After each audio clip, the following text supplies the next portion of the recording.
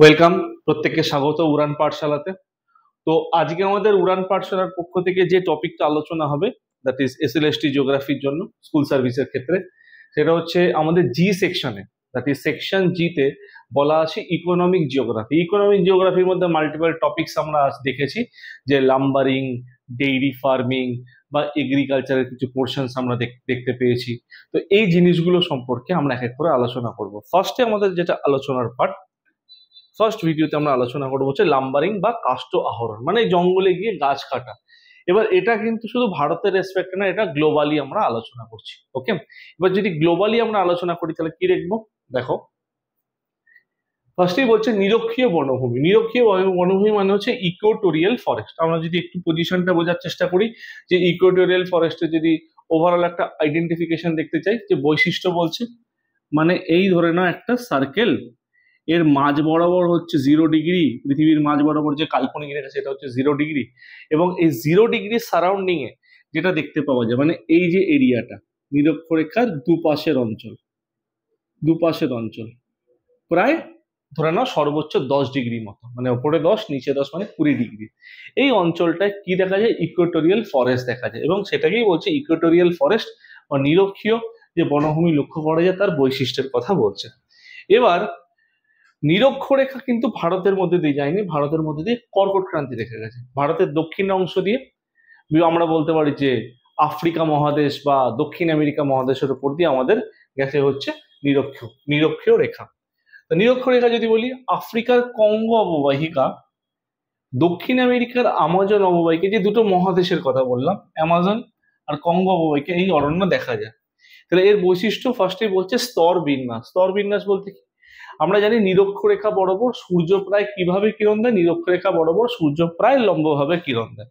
তাহলে এখানে বলছে সূর্যালোক পাওয়ার জন্য উদ্ভিদের তিনটি স্তর বলতে সূর্যালোককে যাতে প্রপার ওয়েতে পড়ে তার জন্য উদ্ভিদের 3টে লেয়ার দেখতে পাওয়া যায়। কিসের ভিত্তিতে? গাছের উচ্চতা বা হাইটের ভিত্তিতে।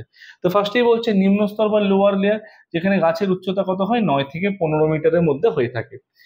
মধ্যস্তর 15 থেকে 30 মিটার, উচ্চস্তর 15 থেকে 46 মিটার অব্দি হয়ে থাকে। তাহলে এই যে রিজিয়নটা আমরা দেখলাম, মাথায় রাখবে এই যে 3টে লেয়ার, এই যে ফার্স্ট পয়েন্টে যে 3টে লেয়ার, এটা কিন্তু ইম্পর্টেন্ট, ঠিক আছে, গাছের উচ্চতার ভিত্তিতে।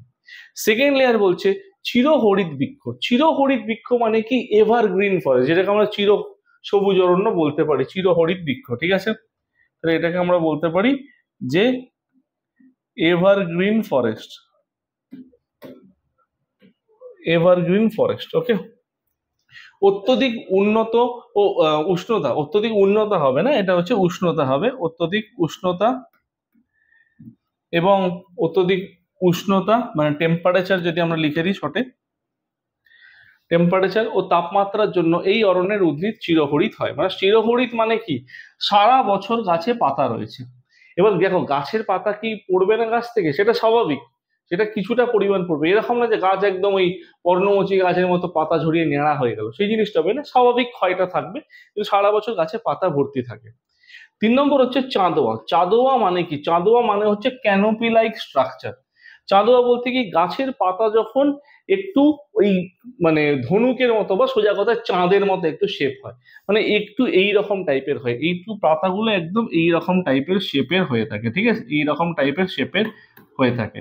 তো এটাকে আমরা, এবং পাতার আকৃতি ডেফিনেটলি বড় হবে, ঠিক আছে, মানে পাতা যেমন উদ্ভিদের রান্নাঘর বলা হচ্ছে, পাতার আকৃতিটা বড় হবে, যেটাকে আমরা চাঁদোয়া আকৃতির বলে থাকছি। তাহলে বনভূমির উপরের বৃক্ষগুলি চাঁদোয়ার মতো আচ্ছাদন সৃষ্টি করে, মানে একটা কভার। তাহলে গাছগুলো স্ট্রেট ওপরে উঠে গিয়ে কি করছে, কভারের মতো একটা বড় বড় পাতার মতো ক্যানোপি লাইক স্ট্রাকচার করছে। ক্যানোপি কেন বলা হচ্ছে, অনেকগুলো ছাতাকে যদি পরপর ধরে রাখি, তাহলে ওপর থেকে আমরা কি, যে সূর্যের আলোটা পড়ছে সেটা কিন্তু তলায় যেতে পারবে না। ঠিক সিমিলার, গাছের পাতা যখন বড় বড় পাতাগুলো যখন ওপরে গিয়ে একদম ছড়িয়ে ছিটিয়ে থাকছে পাশাপাশি একে অপরের সঙ্গে লেগে, তখন দিনের বেলা তো সূর্যের আলো পর্যাপ্ত পরিমাণে এই জঙ্গলের নিম্ন স্তরে বা আমি বলতে পারি জঙ্গলের গভীরে মাটির দিকে সূর্যের আলো প্রপার পৌঁছায় না, মানে দিনের বেলা তো একটা হালকা অন্ধকার থাকে, হালকা অন্ধকার মানে আলোর অভাব, যেটা লক্ষ্য করা যায়। ওকে, নেক্সট পয়েন্ট যদি বলি, শ্বাসমূল। এবার সমুদ্র উপকূল যেগুলো রয়েছে, যে আমরা যেমন বলছি অ্যামাজন, অ্যামাজন তো উপকূলীয় অঞ্চলে, ঠিক আছে। তাহলে সমুদ্র উপকূল অঞ্চলে অ্যামাজন মানে ব্রাজিলের যে ফরেস্ট যেটাকে আমরা সেলভা ফরেস্টও বলে থাকি, এটা বিস্তীর্ণ অঞ্চল, দক্ষিণ আমেরিকার কিছুটা, আর্জেন্টিনা সামান্য কিছুটা, আর মোস্ট প্রবলি আমরা বলতে পারি প্রায় 90% হচ্ছে ব্রাজিলের মধ্যে। এবং এর যে পূর্বাংশ যেটা আটলান্টিক ওশানের দিকে বা আটলান্টিক মহাসাগরের দিকে রয়েছে, তো সেখানে কি হচ্ছে শ্বাসমূল ঠেসমূল লক্ষ্য করা যায় সমুদ্র উপকূলে। আর শ্বাসমূল যে ঠেসমূল লক্ষ্য করা যায়, শ্বাসমূল ঠেসমূল কোন জাতীয় গাছে থাকে? আমরা জানি mangrove type of forest, mangrove জাতীয় গাছে লক্ষ্য করা যায়। তাহলে আমরা বলতে পারবো যে এখানে ম্যানগ্রোভ জাতীয় গাছে আমরা শ্বাসমূল ও ঠেসমূল লক্ষ্য করা যায়, ম্যানগ্রোভ জাতীয় গাছ। ওকে, এই শ্বাসমূল ঠেসমূল যেটা দেখতে পাচ্ছি তাকে আমি ওপরে লিখে দিচ্ছি, ইংলিশে আমরা কি বলতে পারি? নিউ মেটাফোর, নিউ মেটাফোর, ইংলিশে আমরা বলে থাকি নিউ মেটাফোর, শ্বাসমূল ঠেসমূল। অন্যান্য বৈশিষ্ট্যের মধ্যে কি বলছে? অন্যান্য বৈশিষ্ট্যের মধ্যে বলছে যে অন্যান্য বৈশিষ্ট্য মানে গাছগুলো এখানে কি কি পাওয়া যায়? রোজ উড, আয়রন উড, এই গাছগুলো খুব মজবুত প্রকৃতির, সোজা উপরের দিকে উঠে যায়, ঠিক আছে। এবং এখানে বলছে ব্রাজিল নাট বা ব্রাজিলিয়ান নাট এই অঞ্চলে লক্ষ্য করা যায়। তাহলে এখানে এই উদ্ভিদগুলো প্রধানত দেখতে পাওয়া যায়। ফার্স্ট পয়েন্ট আমরা ক্লিয়ার করলাম। সেকেন্ড কোশ্চেনে যাব। বলছে ক্রান্তীয় পর্ণমোচী, ক্রান্তীয় পর্ণমোচী মানে ট্রপিক্যাল ডেসিডুয়াস অরণ্যের বন্টন বা ডিস্ট্রিবিউশন। দেখো এখানে একটা জিনিস বোঝার আছে, ক্রান্তীয় পর্ণমোচী মানে হচ্ছে ভারতের কথা আমরা বলতে পারি, যে শুধু ভারতের কথা বলবো না, কারণ কর্কটক্রান্তি রেখা শুধু তো ভারতের মধ্যে দিয়ে যায়নি। ক্রান্তীয় বলতে আমরা কর্কটক্রান্তি রেখা বা মকর ক্রান্তি রেখা দুদিকটাকে বোঝাতে পারি। যেমন কিরকম, দেখো আমরা বলি যে ক্রান্তীয় মানে এই রিজিয়নটাকে আমরা বলতে পারি 23.5°, 23.5°। It may be north, it may be south, north হতে পারে, সাউথও হতে পারে। যেমন ধরো এই একটা সার্কেল, এটা হচ্ছে 0°, এই পার্টটা হচ্ছে আমাদের 23.5° নর্থ, নিচের পার্টটা হচ্ছে 23.5° সাউথ। তো আমরা মোটামুটি যদি আলোচনা করি যে কত থেকে কত, আমি তো বললামই একটু আগে যে নিরক্ষরেখা, যে আগের স্লাইডে বললাম যে নিরক্ষরেখা সাধারণত 10° পর্যন্ত গিয়ে থাকে, 10°, উপরে 10°, নিচে 10°। তাহলে এখানে দেখো কি বলছে 10 থেকে 35°, 10 থেকে 35° মানে হচ্ছে এই অঞ্চলটা, নিচের জায়গাটা ফাঁকা, কেন 10-এর জন্য ওই অঞ্চলটা ফাঁকা। তাহলে এই অঞ্চলটাই আমরা কি দেখতে পাচ্ছি? ক্রান্তীয়। এবার উত্তর গোলার্ধে হলে কর্কট ক্রান্তি, আর দক্ষিণ গোলার্ধে মকর ক্রান্তি। এবার কর্কট মকরে যাচ্ছি না, ক্রান্তীয় বুঝছি মানে ট্রপিক্যাল। এবার বলছে ডেসিডুয়াস ফরেস্ট, ডেসিডুয়াস ফরেস্ট মানে পর্ণমোচী গাছ। পর্ণমোচী গাছ দু রকমের হয়ে থাকে, একটা হচ্ছে ময়েস্ট ডেসিডুয়াস, একটা হচ্ছে ড্রাই ডেসিডুয়াস। ময়েস্ট ডেসিডুয়াস মানে হচ্ছে আর্দ্র পর্ণমোচী, ড্রাই ডেসিডুয়াস মানে হচ্ছে শুষ্ক পর্ণমোচী। ময়েস্ট বলতে কি বোঝাচ্ছে? তাপ বৃষ্টিপাত তুলনামূলক বেশি হয়, যে আমরা কত বলতে পারি বৃষ্টিপাত? 100 থেকে 200 সেন্টিমিটার। আর ড্রাই ডেসিডুয়াস বলতে বৃষ্টিপাত তুলনামূলক কম হয়, 70 থেকে 100 সেন্টিমিটার। এই দুটো জিনিস আমরা একটু খেয়াল রাখবো। তো এখানে সেই জিনিসগুলো এখানে বলে দিয়েছে, ময়েস্ট আর ড্রাই। ডেসিডুয়াস বলতে কি? পর্ণমোচী, মানে ড্রাই সিজনে, during the dry season, dry season বা শুষ্ককালীন সময়ে। ড্রাই সিজন কখন? একটা হচ্ছে উইন্টারের ক্ষেত্রে, একটা হচ্ছে সামারের ক্ষেত্রে। এই দুটো সময় গাছ তার সম্পূর্ণভাবে পাতা ঝরিয়ে দিচ্ছে। ওকে, এবার আমরা ডিটেলস, আমাদের বেসিক আইডিয়া হয়ে গেছে। এবার স্যাম্পল দেখবো, কি দেখবো? কিচ্ছু না, জিনিসগুলোকে মাথায় রাখতে হবে যে কোন কোন মহাদেশের কোন কোন দেশে লক্ষ্য করা যায়। বেসিক আইডিয়া আমরা কোশ্চেন ধরেই সমস্ত কিছু বুঝে নিয়েছি। নেক্সট, এবার বলছে এশিয়া মহাদেশে কোথায়? আমি ফার্স্টেই বললাম এশিয়া মহাদেশে ইন্ডিয়াতে এই লক্ষ্য করা যায়, India, Myanmar, Bangladesh, Thailand, Vietnam, Laos, Cambodia. মানে এই লাইনটা সিম্পল যেই জায়গা দিয়ে গেছে, এই রিজিয়ন বরাবর যে দেশগুলো রয়েছে, এই রিজিয়ন বরাবর যে দেশগুলো রয়েছে। নেক্সট, আফ্রিকা মহাদেশ, মোজাম্বিক, মালাগেসি, গিনি উপকূল, এটা কিন্তু আফ্রিকা মহাদেশ মানে কিন্তু সাদার্ন হেমিস্ফিয়ার, দক্ষিণ গোলার্ধ। আর এশিয়া মহাদেশ বলতে নর্দার্ন হেমিস্ফিয়ার, নর্দার্ন হেমিস্ফিয়ার বলতে আমাদের ট্রপিক অফ ক্যান্সার বা কর্কটক্রান্তি রেখার দিক থেকে বোঝাচ্ছে, যার মান কত? 23.5° উত্তর। আর যখনই আফ্রিকা বলে যাবো, আফ্রিকা মানে সাদার্ন হেমিস্ফিয়ার, দক্ষিণ গোলার্ধ, তাহলে কি বলবো? 23.5° দক্ষিণ, মানে মকর ক্রান্তি রেখা বা tropic of Capricorn. Next, third বলছে উত্তর আমেরিকা, উত্তর আমেরিকা চলে গেলাম, আবার নর্দার্ন হেমিস্ফিয়ার, ঠিক আছে, নর্দার্ন হেমিস্ফিয়ারে চলে গেলাম, মেক্সিকো, হন্ডুরাস। এবার এখানে একটা জিনিস বোঝো, মেক্সিকো যে কথাটা এখানে বলছে, মেক্সিকো কিন্তু একদম এই 30 থেকে 35° অল্টিটিউডের কাছাকাছি, একদম ওপরের দিকে, ঠিক আছে। নেক্সট, দক্ষিণ আমেরিকা, দক্ষিণ আমেরিকা মানে দেখো আবার সাদার্ন হেমিস্ফিয়ারে চলে এলাম, northern hemisphere, southern hemisphere, northern hemisphere, southern hemisphere, আবার সাদার্ন হেমিস্ফিয়ারে চলে এলাম। সাদার্ন হেমিস্ফিয়ারে এলাম মানেই কিন্তু ব্রাজিলিয়ান ফরেস্ট বা রেন ফরেস্ট বা অ্যামাজন ফরেস্ট আমরা দেখতে পাবো। তাহলে আমরা কি বলছি? Brazil, Colombia, Venezuela, Nicaragua, Costa Rica, Panama. হয়ে গেল। এবার হচ্ছে সেন্ট্রাল আমেরিকা। সেন্ট্রাল আমেরিকা বলতে আমরা কোন জায়গাটাকে বলবো, মোটামুটি ধরে চলো যে উত্তর আমেরিকা দক্ষিণ আমেরিকার যে কানেক্টার পয়েন্টটা, ঠিক আছে, যেখানে আমরা বলি না সুয়েজ ক্যানাল রয়েছে, সেই অঞ্চলটাকে বোঝাচ্ছে সেন্ট্রাল আমেরিকা বলে। আলাদা কোনো এরিয়া বা মহাদেশ হয় না, এই জন্য দেখো কোনো দেশের নাম লেখা নেই। আর অস্ট্রেলিয়ার উত্তর পূর্বাঞ্চল, অস্ট্রেলিয়া মানে সাদার্ন হেমিস্ফিয়ার, দক্ষিণ গোলার্ধ, ঠিক আছে। তো এই জায়গাগুলো তো কনসেপ্টের জন্য ওপরে, আর যদি লোকেশনের জন্য যেটা লেখা আছে। নেক্সট, ক্রান্তীয় পর্ণমোচী বৃক্ষের বৈশিষ্ট্য। এই জায়গায় ঢুকে গেলাম আমরা আসল জায়গা, যেটা একটু আগেই বলছিলাম। ক্রান্তীয় পর্ণমোচী মানে ট্রপিক্যাল ডেসিডুয়াস ফরেস্ট। ক্রান্তীয় পর্ণমোচী বলতে আমি কি বলছি, tropical deciduous forest. Tropical deciduous forest আমরা বলতে পারি। এর ক্যারেক্টারিস্টিক্স জানতে চেয়েছি, হচ্ছে কি ক্লাস কোন ক্লাস বা শ্রেণীতে পড়ছে। মৌসুমী জলবায়ুর অন্তর্গত যেখানে বৃষ্টিপাত 100 থেকে 200 সেন্টিমিটার। তাহলে এখানে আমাদের ক্লিয়ার হয়ে গেল 100 থেকে 200 সেন্টিমিটার মানে কি, বৃষ্টিপাত বেশি। আমি একটু আগেই কি বললাম আগের স্লাইডে, যেখানে আর্দ্র, আর্দ্র মানে কি, এই যে আর্দ্র, আর্দ্র মানে কি ময়েস্ট। আর তার তলায় দেখো শুষ্ক পর্ণমোচী। শুষ্ক পর্ণমোচী বলতে কি বোঝাচ্ছে, শুষ্ক পর্ণমোচী বলতে ড্রাই বোঝাচ্ছে। আর ড্রাই বোঝাচ্ছে মানে সেখানে বৃষ্টিপাতের পরিমাণ কম, 100 সেমির কম। আমাদের বোঝার সুবিধার জন্য রেঞ্জ কত বললাম একটু আগে, 70 থেকে 100 সেন্টিমিটার। ওকে, এবার লাইনে আসি। মৌসুমী জলবায়ুর অন্তর্গত যেখানে বৃষ্টিপাত 100 থেকে 200 সেন্টিমিটার, যেটা আমরা আর্দ্র পর্ণমোচী বলছি, অরণ্য জন্মাচ্ছে। আর যেসব অঞ্চলে বৃষ্টিপাত 100 সেমির কম বা 70 থেকে 100 সেন্টিমিটার, সেখানে শুষ্ক পর্ণমোচী বলছে। সিম্পল একটা জিনিস আমাদের মাথায় রাখতে হবে, গাছের খুব একটা পার্থক্য নয়। গাছ বলতে শাল, সেগুন, টিক এগুলো আমরা পেয়ে থাকি, কিন্তু গাছের খুব একটা পার্থক্য নয়। বৃষ্টিপাতের জন্য গাছের উচ্চতার পার্থক্য হয়ে যায়। ওকে, এবার পর্ণমোচী গাছ বসন্তকালে ও গ্রীষ্ম ঋতুর প্রথম দিকে, যদি এত কিছু বাংলা সময়কাল যদি মাথায় রাখতে না পারি, আমরা সিম্পল বলবো ড্রাই উইন্টার, ড্রাই সামার। এই সময় কি হচ্ছে, তীব্র জল সংকটের দরুন, তীব্র জল সংকট মানে হচ্ছে ড্রাইতে ঢুকে গেল, বৃক্ষগুলি পত্রহীন হয়ে পড়ছে এবং একসঙ্গে নতুন পাতা জন্মাচ্ছে। মানে কি, গাছ সম্পূর্ণ ন্যাড়া হয়ে যাচ্ছে। সেগুন গাছের ক্ষেত্রে দেখতে পাই, শাল গাছের ক্ষেত্রে দেখতে পাই, গাছ সম্পূর্ণ ন্যাড়া হয়ে যাচ্ছে। আবার নতুন সিজনে নতুন করে গাছে পাতা জন্মাচ্ছে, সেটাকে বলা হচ্ছে মৃত্তিকা। ল্যাটোসল মৃত্তিকা এই বনভূমি বেড়ে ওঠে। ল্যাটোসল বলতে তুমি বলতে পারো রেড সয়েল বা ল্যাটেরাইট সয়েল, ঠিক আছে। তাহলে এই কোন মৃত্তিকা সাধারণত দেখতে পাওয়া যায়, আমি এখানে বলতে পারি রেড আর ল্যাটেরাইট, এই দুটো সয়েলে লক্ষ্য করা যায় এই জাতীয় মৃত্তিকা। দ্বিস্তর বনভূমি। দ্বিস্তর বনভূমি মানে কি, দু ধরনের গাছের লেয়ার থাকে, একটা ছোট ছোট গাছ, এগুলো খুব বেশি বড় হতে পারছে না, একটা হচ্ছে বেশি হাই অল্টিটিউডের গাছ, মানে বেশি উচ্চতা সম্পন্ন গাছ। তা দুটো আমরা দেখতে পাচ্ছি।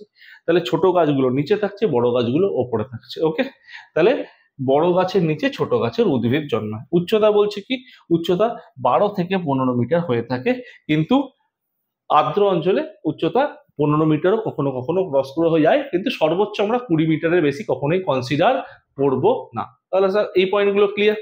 নেক্সট, বৃক্ষগুলোর মধ্যে যেটা প্রথমেই বললাম শাল, সেগুন, এটা হচ্ছে মেন। খয়ের, পলাশ, মহুয়া, শিরীষ, জারুল, গামার, নিম।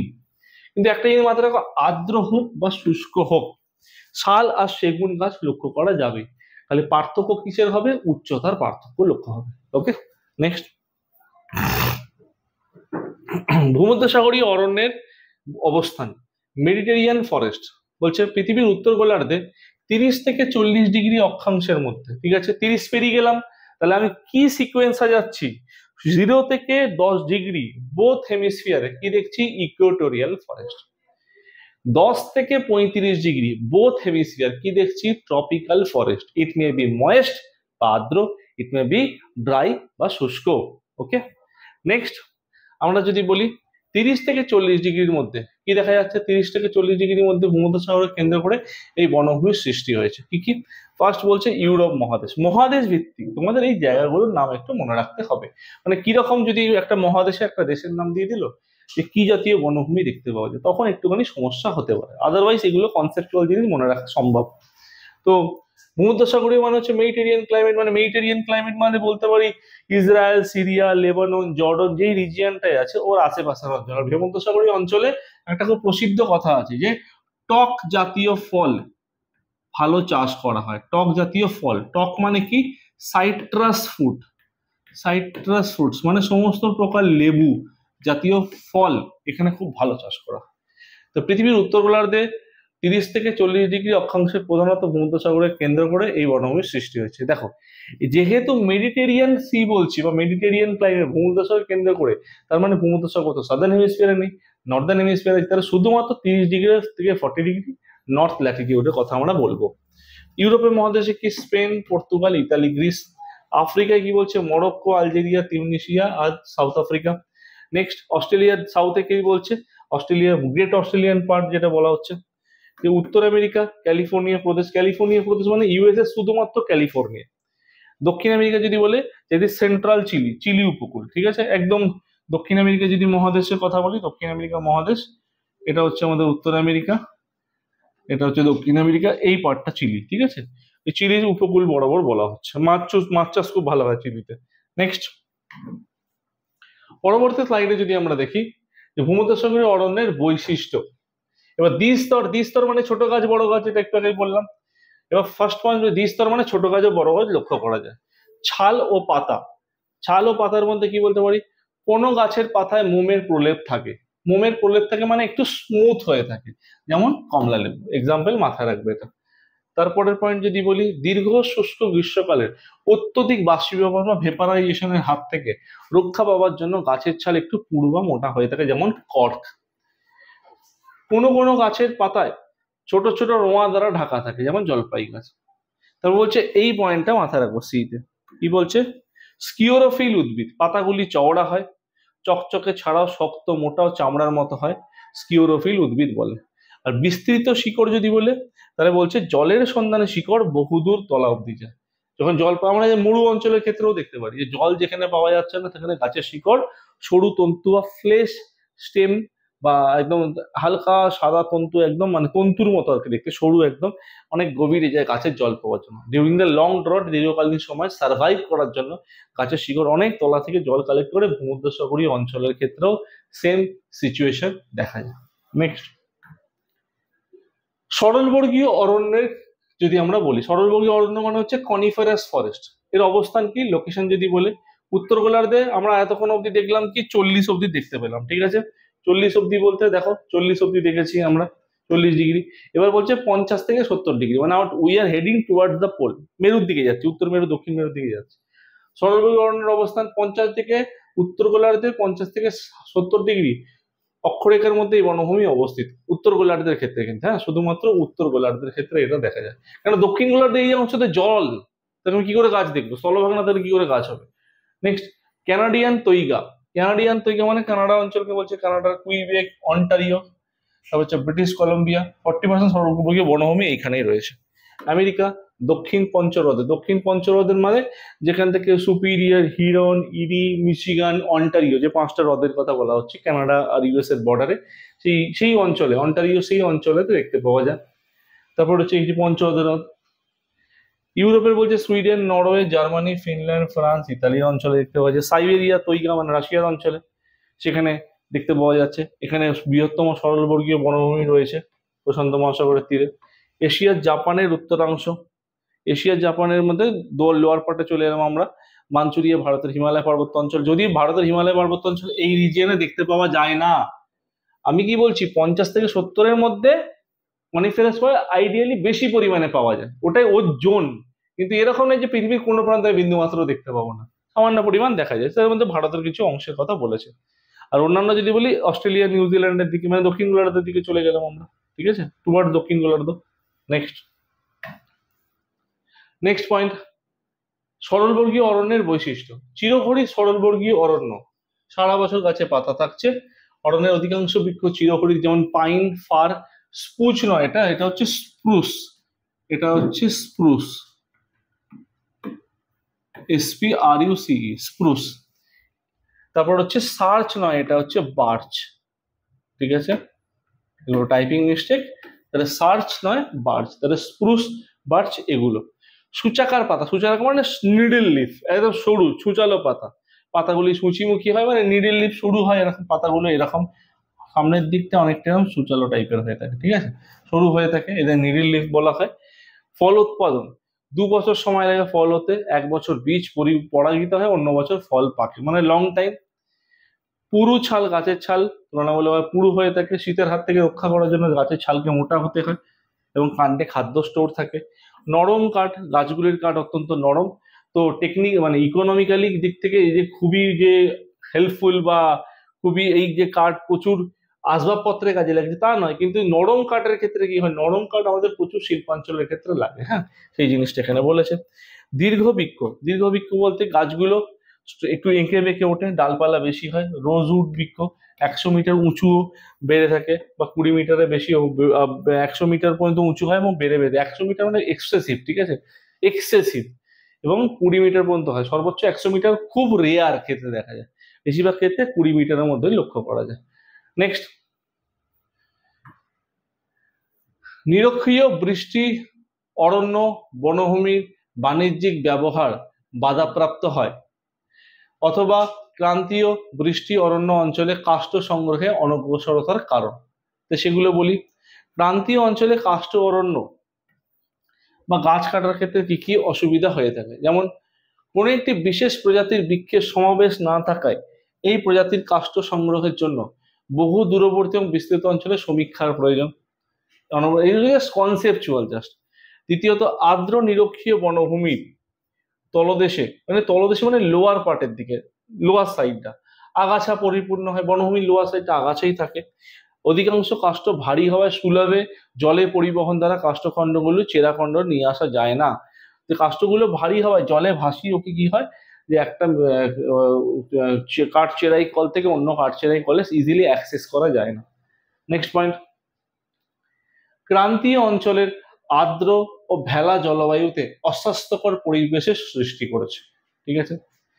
পঞ্চমত, আর্দ্র বনভূমির মৃত্তিকা নরম হওয়ায় রাস্তাঘাট নির্মাণ ও রক্ষণাবেক্ষণ অসুবিধাজনক হয়, ঠিক আছে। তাহলে নির্মাণ অসুবিধাজনক হয়, সেই জায়গাগুলো একটুখানি আমরা খেয়াল রাখবো। নেক্সট, তারপর বলছে মশা মাছি, মাছি এক ধরনের সেতসি মাছি পাওয়া যায়।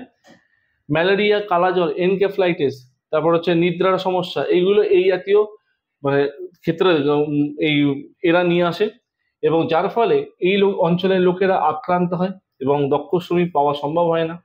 আর 7 নম্বর বলছে ঝুম চাষের ফলে বহু দেশে অরণ্য বিনষ্ট হয়েছে। ঝুম চাষের ফলে কি হচ্ছে, ঝুম চাষের ফলে যদি বলি, পাহাড়ের এই একটা ঢাল, এই একটা ঢালে যদি বলি, তাহলে পাহাড়ের এই ঢালে গাছপালা আছে, গাছপালাগুলোকে কেটে প্রাচীন পদ্ধতিতে এই অঞ্চল সাফ করে কি করা হচ্ছে, এই কিছুদিন পর এই ডালে শিফট করা হচ্ছে।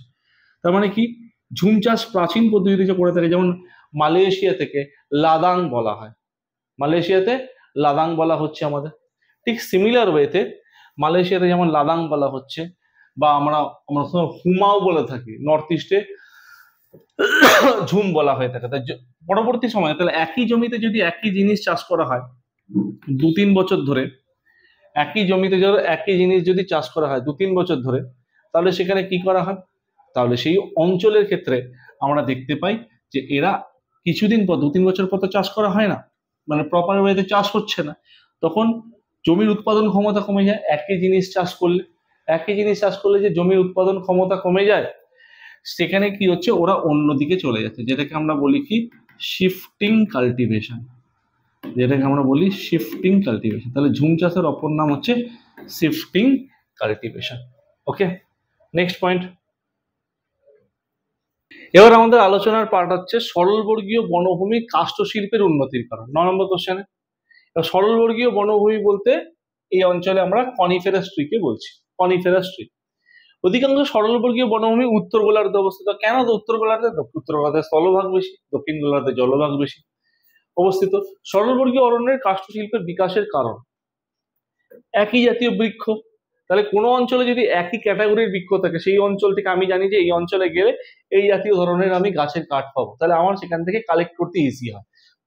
তো একই প্রকার বৃক্ষসমূহ বিস্তৃত অঞ্চল জুড়ে থাকে বলে কাষ্ঠ আহরণ মানে যেটাই হচ্ছে আমাদের চ্যাপ্টার লাম্বারিং জন্য সমীক্ষা পরিবহন ব্যয় কম হয়, এবং সমীক্ষা মানে কাঠ কাটা এবং সেখান থেকে এক জায়গা থেকে অন্য জায়গা বা কাঠ চেরাই কলে সেগুলোকে নিয়ে যাওয়া, এতে আমাদের ট্রান্সপোর্টেশন কস্ট অনেকটা কমে যায়। শীতকালে বরফের ওপর দিয়ে বা গ্রীষ্মকালে নদীপথে ভাসিয়ে, ওই যে বললাম বরফের ওপর দিয়ে নদীপথে ভাসিয়ে কাঠকে চেরাই কলে নিয়ে যাওয়া হয়, তাই কাষ্ঠ পরিবহন ব্যয় খুবই কম হয়, যেটা এই পয়েন্টেরই এক্সপ্লেনেশনারি পয়েন্ট। সরলবর্গীয় বনভূমির নিম্নভাগে ঝোপ ও গুল্ম ঘন না হওয়ায়, মানে লোয়ার পার্টে গুল্ম ঝোপ জাতীয় থাকে, স্ক্রাব যেগুলো থাকে, কিন্তু ওগুলো অতিরিক্ত ঘন হয় না। তার মানে কি, গাছকে গোড়া থেকে কাটতে গেলে বা গাছকে কাঠচেরাই কলের মাধ্যমে যদি ইনস্ট্রুমেন্টের মাধ্যমে কাটতে যাই, আমাকে অনেক কিছু আগাছা সাফ করতে হচ্ছে না, টাইম কনজিউমিং হচ্ছে না, আমাদের টাইমটা কম লাগছে। তো ঘন না হওয়ায় কাষ্ঠ আহরণকারী যন্ত্রপাতিগুলো বাধাহীন ভাবে যাতায়াত করতে পারে, যেটা বলছিলাম। শীতকাল শীতল নাতিশীতোষ্ণ মানে কোল্ড টেম্পারেট জলবায়ুতে শ্রমিকেরা সহজে ক্লান্ত হয় না। মানে টেম্পারেট মানে কি, নাতিশীতোষ্ণ মানে কি, না শীত না উষ্ণ, কমফোর্টেবল ক্লাইমেট। বর্তমানে সুইডেন, নরওয়ে, ফিনল্যান্ড প্রভৃতি দেশে একই সঙ্গে কাষ্ঠমুণ্ড ও কাষ্ঠ আহরণ দ্বারা ব্যাপক মানে ইনকাম হচ্ছে, দেশের ইকোনমিতে গ্রোথ হচ্ছে। নেক্সট, দক্ষিণ গোলার্ধে সরলবর্গীয় বনভূমির বিস্তার কম কেন? দেখো, দক্ষিণ গোলার্ধে সরলবর্গীয় বনভূমির বিস্তার ফার্স্ট কারণ এইটা, ভালো করে মাথায়, অধিক জলভাগ, স্থলভাগের পরিমাণ কম, জলভাগের পরিমাণ বেশি, তা স্বাভাবিকভাবে কম হবে। ফার্স্ট রিজন বলছে কি, অনুকূল জলবায়ুর অভাব। সরলবর্গীয় বনভূমি হওয়ার জন্য যেরকম একটা কমফর্টেবল একটু কোল্ড ক্লাইমেটের প্রয়োজন হয়, সেরকম প্রপার থাকে না।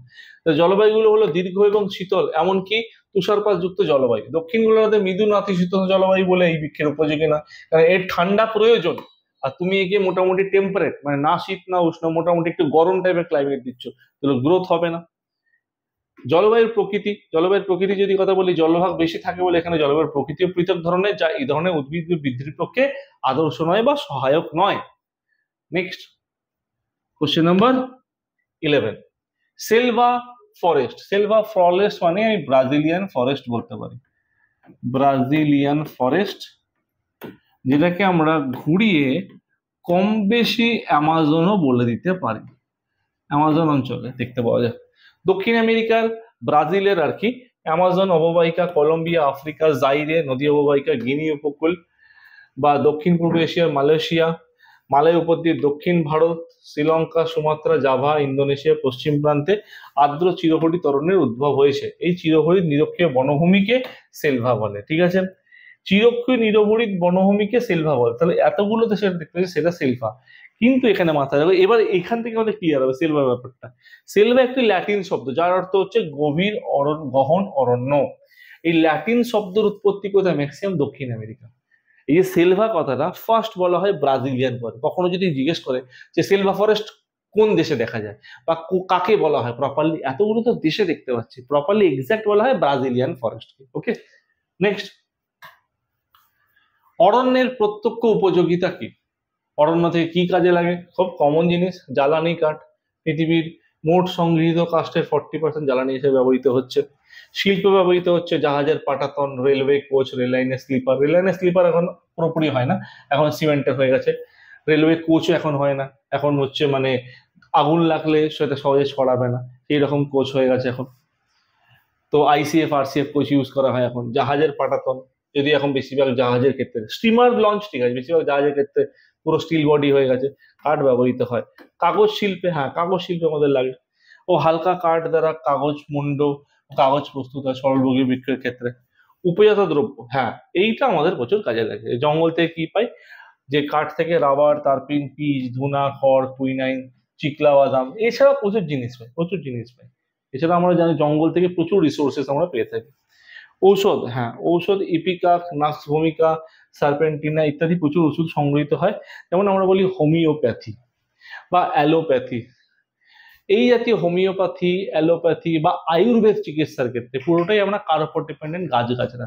এবার কিছু কিছু ক্ষেত্রে গাছের পাতার উপর ডিপেন্ডেন্ট থাকে, কিছু কিছু ক্ষেত্রে গাছের ফল ফুল নির্যাসের উপর ডিপেন্ডেন্ট থাকে, কিন্তু যেগুলো গাছের গুঁড়ি বা কাঠ থেকে পাওয়া যেত সেই জিনিসগুলোকে এখানে কিন্তু কনসিডার করা হচ্ছে। ওকে, নেক্সট পয়েন্ট, অরণ্যের পরোক্ষ উপযোগিতা। পরোক্ষ ইনডিরেক্টলি মাটিকে প্রোটেক্ট করছে, মাটিকে আঁকড়ে ধরে রাখছে, যাতে মাটির অরণ্য না, গাছ থাকলে গিয়ে মাটিকে আঁকড়ে ধরে থাকে, গাছ না থাকলে মাটিটাকে আস্তে আস্তে লুজ হয়ে যায়। ওকে, অরণ্যের ঝড় বৃষ্টি বন্যার হাত থেকে মৃত্তিকাকে রোধ করছে। দুই, মরুভূমির প্রসার। গাছ থাকলে কি মরুভূমিতে বায়ু অবাধভাবে প্রবাহিত হতে পারছে না, তাহলে সেখানে কি হচ্ছে?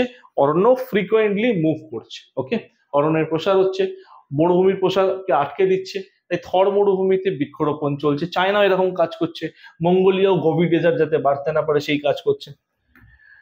তারপর হচ্ছে প্রাকৃতিক স্পঞ্জ অরণ্য সম্পদ। প্রাকৃতিক স্পঞ্জ অরণ্য পরিবেশকে দূষণ করতে বলে প্রাকৃতিক স্পঞ্জ বলা হয়। পরিবেশকে দূষণ মুক্ত করে মানে আমাদের কার্বন ডাই অক্সাইড যেটা আমরা রিলিজ করি, কার্বন ডাই অক্সাইড, কার্বন মনো অক্সাইড, এগুলোকে কি ফিল্টার করছে ও গাছ এগুলোকে নিয়ে অক্সিজেন দিচ্ছে, আমরা ছোটবেলা থেকে পড়ে আসছি। তো সেগুলোকে প্রাকৃতিক স্পঞ্জ বা ন্যাচারাল রিভাইভার বলে থাকে।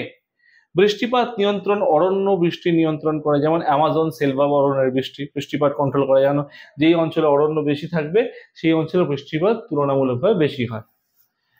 অন্যান্য গুরুত্ব যদি বলি, অরণ্যের সম্পদ দ্বারা কোনো দেশের জাতীয় আয় বাড়ে, স্বাভাবিক জলচক্র বজায় থাকে। তো ফরেস্টকে ন্যাচারাল রিসোর্স হিসেবে তো কাজে লাগাচ্ছি, আর ফরেস্টকে যদি ন্যাচারাল রিসোর্স হিসেবে কাজে লাগাই তাহলে সেখান থেকে যে ন্যাচারাল রিসোর্স গুলো পাচ্ছে সেগুলো আমাদের কি করছে, আমাদের প্রপার ওয়েতে সোর্সগুলো বা রিসোর্সগুলোকে সাপ্লাই প্রোভাইড করছে, যা দেশের ইকোনমিতে বা জিডিপিতে বা মানুষের পার ক্যাপিটা ইনকাম বা মাথা পিছু ইনকাম বৃদ্ধিতে কাজে লাগছে। নেক্সট কোশ্চেন নাম্বার 14, অরণ্য হ্রাসের প্রাকৃতিক কারণ কি? প্রাকৃতিক কারণ হচ্ছে যে কোনো দেশে টোটাল এরিয়া 33% অংশ বনভূমি থাকা উচিত, কিন্তু 20 থেকে 25% সারা পৃথিবীতে রয়েছে। ভারতের যদি কথা বলি, ভারতের এরকম, ভারতের বনভূমির পার্সেন্টেজ বর্তমানে 24.5%। ওকে। দাবানলের ফলে অস্ট্রেলিয়া, দক্ষিণ আমেরিকা, আমরা প্রায় শুনি দাবা লাগার ফলে হেক্টর হেক্টর বনভূমি সৃষ্টি হয়ে যায়। অস্ট্রেলিয়া, দক্ষিণ আমেরিকা খুব লাগে, ইউএসএ তেও লাগে, আমেরিকাও লাগে। অগ্নুৎপাতের যদি কথা বলি, অগ্নুৎপাত বনভূমি ধ্বংসের অন্যতম কারণ, যেন সম্প্রতি বেড় অগ্নুৎপাত। ধসের কথা যদি বলছি, পাহাড়ি অঞ্চল থেকে যখন ল্যান্ডস্লাইড হচ্ছে, যেই অঞ্চল থেকে স্লাইডটা হচ্ছে সেই অঞ্চলে যে গাছগুলো রয়েছে, স্লাইডটা হওয়ার সময় গাছগুলোকে নিয়ে এবং স্লাইডটা যখন যাচ্ছে নিচে, সেই অঞ্চলে যে গাছগুলো পড়ছে তাদেরকে নিয়ে একবারে বেরিয়ে যাচ্ছে ধুয়ে, সেটা দেখতে পাওয়া যাচ্ছে। টাইফুন আর সুনামি, সুনামি ও টাইফুন উপকূলে ম্যানগ্রোভ প্রবালকির প্ল্যাঙ্কটনের প্রচুর ক্ষতি করে। যেমন 2004-এর সুনামি, যেটা আমাদেরকে আয়লা বলে থাকি, ভারত মহাসাগর বঙ্গোপসাগরে হয়েছিল আয়লা। অ্যাসিড বৃষ্টি বা অ্যাসিড রেনফল, শিল্পোন্নত দেশে অ্যাসিড বৃষ্টির ফলে অরণ্য ধ্বংস হয়। অ্যাসিড বৃষ্টির মধ্যে কি থাকে, sulphur die oxide, carbon die oxide, carbon monoxide এগুলো মিশে থাকে, অ্যাসিড রেন বলা হয়।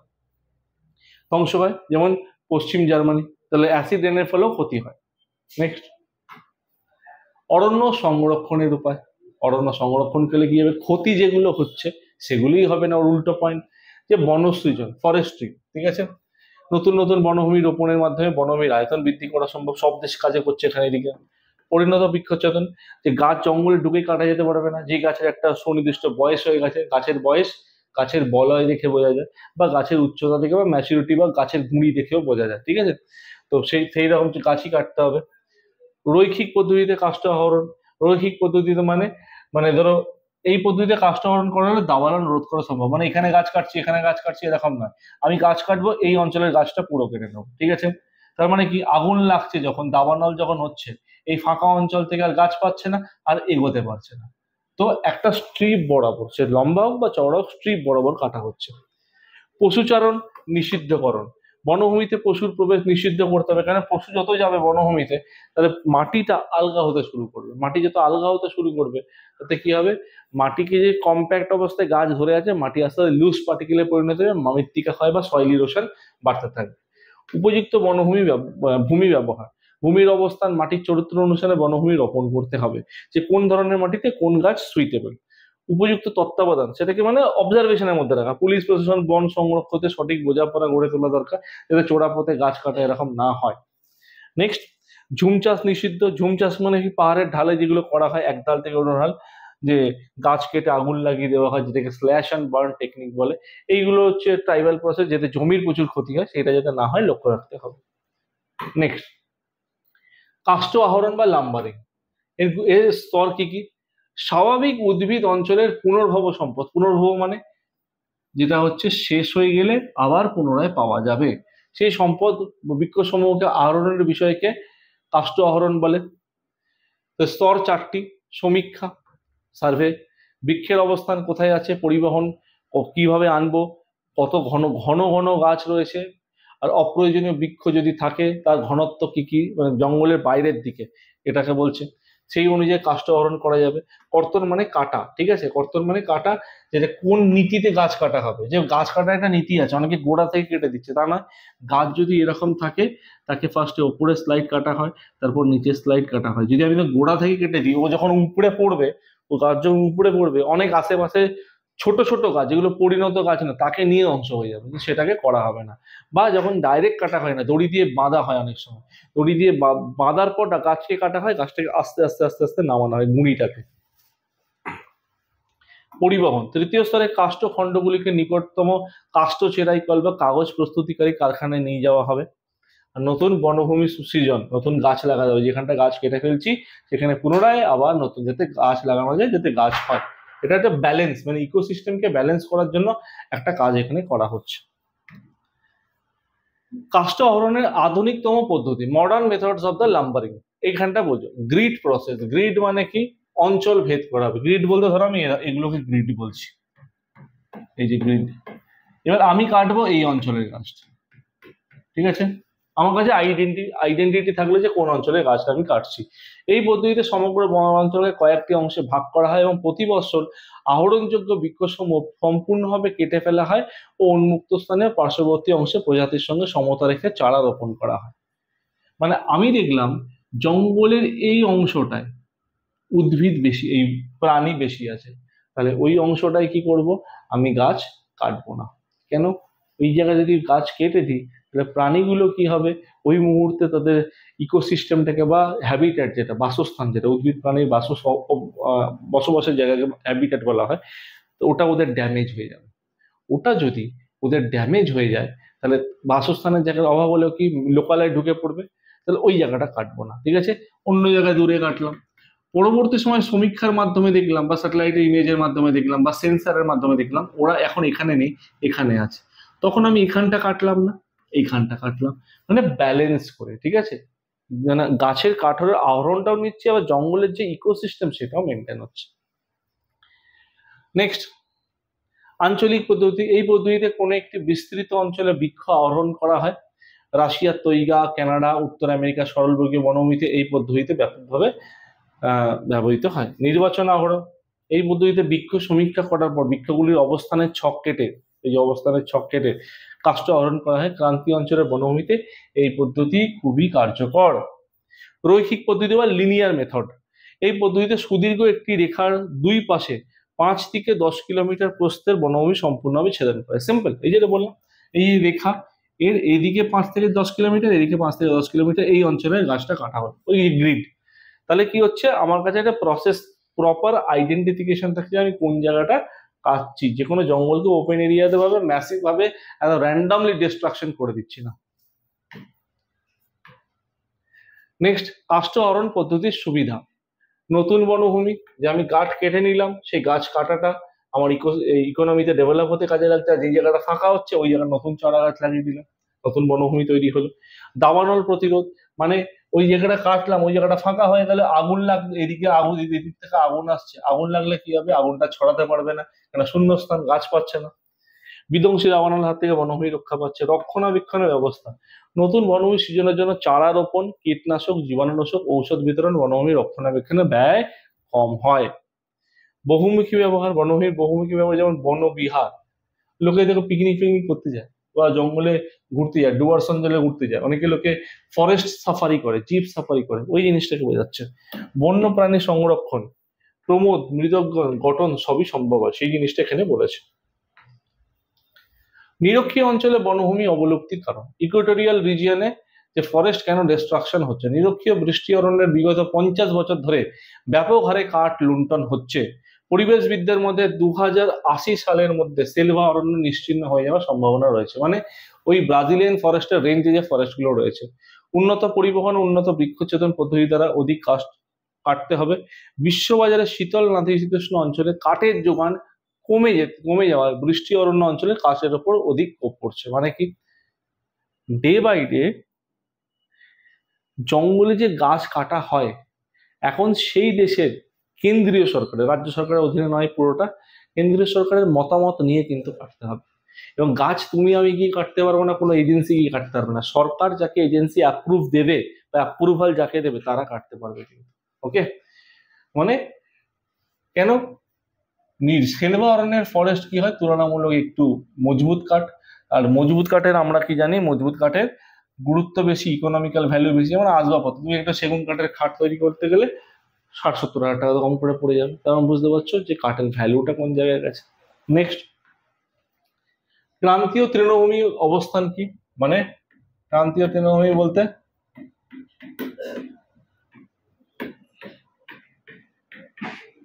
ট্রপিক্যাল গ্রাসল্যান্ডের কথা বলছে। বনভূমির অবস্থান নিরক্ষরেখার থেকে 5 থেকে 20 ডিগ্রি উভয় গোলার্ধে এরূপ তৃণভূমির অবস্থান লক্ষ্য করা যায়। দক্ষিণ আমেরিকা, ভেনেজুয়েলা, ব্রাজিলের ল্যানোস তৃণভূমি। আচ্ছা, দক্ষিণ আমেরিকা যেটা বলা হয়, দক্ষিণ আমেরিকা একটা দেখতে পাওয়া যায়, সেটা হচ্ছে পম্পাস। দক্ষিণ আমেরিকা যেটা দেখতে পাওয়া যায় সেটা হচ্ছে পম্পাস। ব্রাজিলের ন্যানোস তৃণভূমি, ব্রাজিলে আমরা এটাকে সেলভা বলতে পারি, যদি সেলভা হচ্ছে ফরেস্ট, আর তৃণভূমি হচ্ছে ল্যানোস, ক্যাম্পোস। আফ্রিকার সুদান, অ্যাঙ্গোলা, জিম্বাবুয়ে পার্কল্যান্ড তৃণভূমি। অস্ট্রেলিয়ার উত্তর পূর্ব হচ্ছে পশ্চিম অস্ট্রেলিয়া তৃণভূমি বা ডাউন্স বলা হয়, দক্ষিণ এশিয়ার দাক্ষিণাত্য তৃণভূমি হচ্ছে সাভানা তৃণভূমি নামে পরিচিত। সেই জিনিসগুলো এখানে বলা হচ্ছে। ওকে, নেক্সট, কৃষি বনায়ন বা এগ্রি সিলভিকালচার বলতে কি বোঝায়?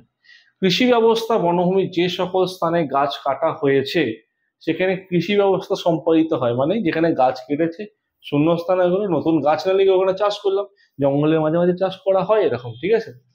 তাহলে যেমন অবস্থান ভারতের উত্তরপ্রদেশ, কেরালা প্রভৃতি রাজ্যে এরূপ কৃষি ব্যবস্থা গড়ে উঠেছে। মায়ানমারে এই ব্যবস্থার অধিক প্রচলন আছে। এই মায়ানমার এটা কি নামে পরিচিত? টাঙ্গিয়া। ইম্পর্টেন্ট। করমুক্ত কৃষক কর, দাদন ছাড়াই চাষের অনুমতি দেওয়া হয়। দাদন মানে কি? কোনো রকম পারমিশন ছাড়া, লিজ ছাড়াই চাষ করতে পারো। শস্য উৎপাদন, নিজের ইচ্ছা মতো প্রচুর ফল উৎপাদন করে চাষিগণ, যেখানে সরকারকে বা কোনো মহাজনকে কিছু দিতে হয় না। শস্য বৃক্ষরোপণ, নিজের প্রয়োজনে চাষিরা কাজে লাগাতে পারে জমিটাকে। সুবিধা, এই অবস্থায় বন বিভাগের খরচা ছাড়াই তাদের বনসৃজনের কাজ হয়ে যায় টাঙ্গিদার চাষিদের দ্বারা। অপরপক্ষে টাঙ্গিদার কেন, ওই মায়ানমারে এটাকে টাঙ্গিয়া বলা হয় বলে ওই টাঙ্গিদার বলা হয়। অপরপক্ষে কোনোরকম মূলধন বিনিয়োগ ছাড়াই চাষিরা ফল উৎপাদন করছে, জমির পুষ্টিগত মান বজায় থাকছে, ওই জমিটা ইনডিরেক্টলি বা ইনডিরেক্টলি সরকারের ডেভেলপমেন্টেরও কাজে লাগছে। তো ওভারঅল একটা ব্যালেন্স কন্ডিশন তৈরি হচ্ছে।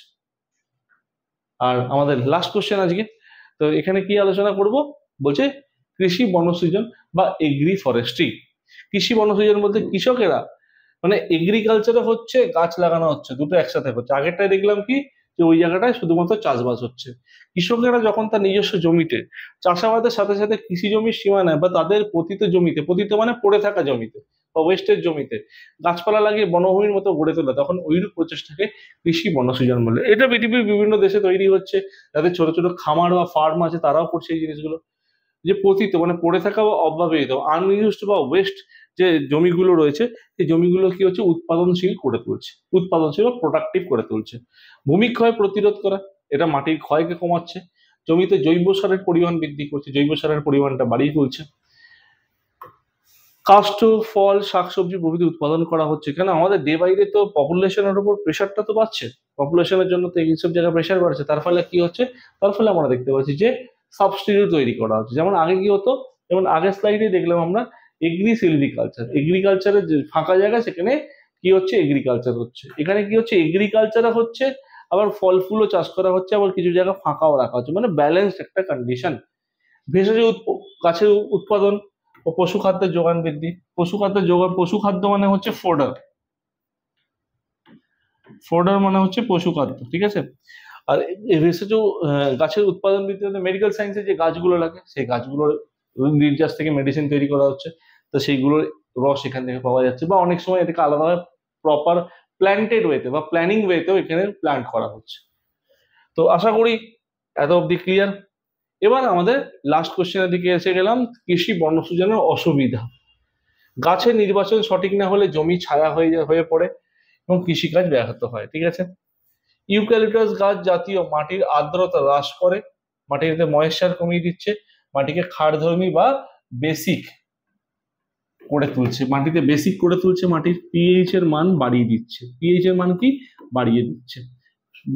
ক্ষারধর্মী মানে কি? যদি পিএইচ 7-এর বেশি হয়, মানে 7 থেকে 14 যদি হয়, তাকে আমি পিএইচ বলবো, ঠিক আছে। মানে পিএইচ মানে ক্ষারধর্মী বলবো।